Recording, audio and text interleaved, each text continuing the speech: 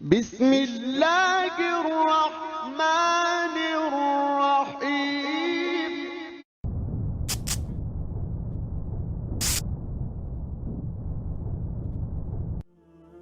اچھا، جدید فلسفوں میں جن حضرات کو دلچسپی کی بات ہے انہی کے بارے میں یہ عرض کر رہا ہوں۔ جدید فلسفوں میں بھی ایک فلسفہ ہے وجودیت، ایگزسٹانشلزم۔ آپ نے نام سنا ہوگا سارترے، یہ فرینچ فلسفر، اور اس وقت دنیا میں جو نوجوان نسل ہے وہ بہت زیادہ متاثر ہوئی ہے سارترے کے فلسفے سے۔ کرکیگارڈ پرانے دور میں اور سارترے اس دور میں، ان کے فلسفے کا نام ہے وجودیت، ایگزسٹانشلزم۔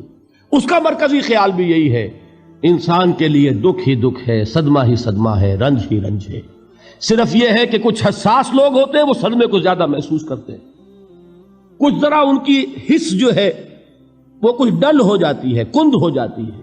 وہ جو غالب کا شعر میں نے آپ کو سنایا کہ مشکلیں اتنی پڑی مجھ پر کہ آساں ہو گئی، ورنہ یہ ہے کہ انسان سوچے تو دکھ ہے۔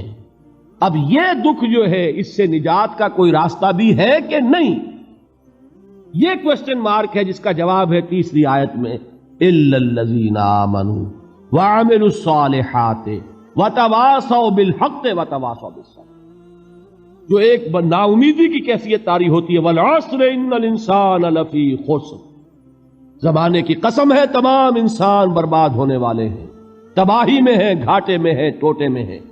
اس سے جو ایک مایوس کن صورتحال سامنے آتی ہے، اس مایوسی سے نجات دلانے والی آیت ہے تیسری آیت۔ ایک راستہ ہے، یہ امید کی کرن ہے، تباہی سے بچ سکتے ہو، ابدی بربادی وہ بربادی۔ یہاں تو یہ ہے کہ ہم نے مشقتیں اٹھا لیں، فاقے جھیل لیے، تکلیفیں برداشت کر لیں، صدمے برداشت کر لیے، لیکن موت آئی، اس کا خاتمہ ہو گیا۔ لیکن اس کے بعد اگر خدا نہ خواستہ جہنم میں جھونک دیے گئے، وہ ابد الآباد تک کی، وہ ہمیشہ ہمیشہ کی جلن۔ قرآن کہتا ہے کہ اگر ایک کھال جل جائے گی، جھلس جائے گی، اللہ اور کھال دے دے گا۔ دیکھیے، یہ بھی جدید دور میں آپ کو معلوم ہوگا، بورس بکائی نے جو کتاب لکھی ہے، دی فرینچ سرجن، اس نے ثابت کیا ہے کہ قرآن مجید نے جتنے نیچرل فینومینا کا حوالہ دیا ہے وہ بالکل سائنس کے مطابق ہے۔ آج ہمیں یہ معلوم ہے کہ حس جو ہے وہ صرف کھال میں ہوتی ہے، کھال حساس ہوتی ہے، کھال اتر جائے نیچے جو ہے گوشت جلے گا، آپ کو تکلیف نہیں ہوگی۔ معلوم قرآن نے کہا ہے کہ جب کھالیں ان کی جھلس جائیں گی، ہم نئی کھال دے دیں گے تاکہ وہ سوزش جو ہے، وہ جلن کا احساس برقرار رہے، وہ ختم ہونے نہ پائے۔ حالانکہ اس کی ضرورت نہیں ہے، اگر اندر کا گوشت بھی حس والا ہوتا تو پھر کھال دوبارہ عطا کرنے کی ضرورت نہیں ہے، گوشت جلے گا، اس سے بھی جلن کا اور سوزش کا احساس ہو جائے گا۔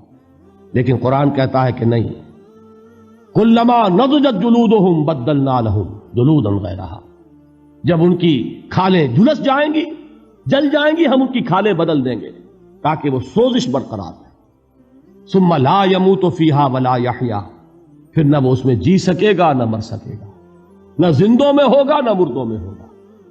موت کو پکارے گا، کاش کہ موت آ جائے جو مجھے اس مشقت سے اور مشکل سے چھٹکارا دلا دے۔ وہ موت جس سے اس وقت ہم بھاگتے ہیں، اگر خدا نہ خواستہ اس جہنم میں جھونکے گئے تو پھر موت کو پکاریں گے اور موت نہیں آئے گی۔ اس عذاب سے، اس ابدی ناکامی سے، اس خسران سے، اس ابدی ہلاکت سے بچنے کا کوئی راستہ ہے؟ وہ جو میدان حشر میں پکاریں گے لوگ، این المفر، کوئی جائے فرار ہے، کوئی جائے پناہ ہے؟ وہ جائے فرار، وہ جائے پناہ اس دنیا میں اللہ نے ہمیں عطا فرمائی، اسی کا نام صراط مستقیم ہے۔ الا الذین آمنوا وعملوا الصالحات وتواصوا بالحق وتواصوا بالصبر، ایک راستہ ہے، اس کے یہ چار نشان ہائے راہ ہے، سنگ ہائے میل ہے۔ پہلا ایمان، دوسرا عمل صالح، تیسرا تواصی بالحق، چوتھا تواصی بالصبر۔ اس صراط مستقیم پر بچو گے، نروان حاصل ہو جائے گا، نجات حاصل ہو جائے گی، کامیابی سے ہمکنار ہو جاؤ گے، اس ابدی خسران سے نجات پا جاؤ گے۔ اللہ تعالی ہم سب کو اس کی توفیق عطا فرمائے۔